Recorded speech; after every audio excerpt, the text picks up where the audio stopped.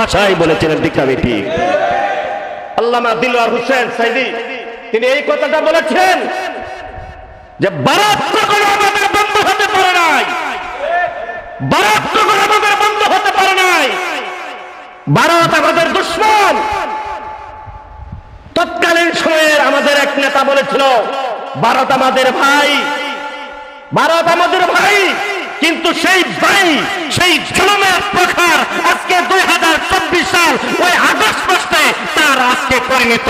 আজকে সেই ভোলাবাসীরা, সেই নোয়াখালীবাসীরা, সেই কুমিল্লাবাসীরা উপভোগ করতেছে, ঠিক না ঠিক? চিন্তা করেছেন? আমি বানোয়াটি কথা বলছি না, আল্লাহর কোরআন বলছি।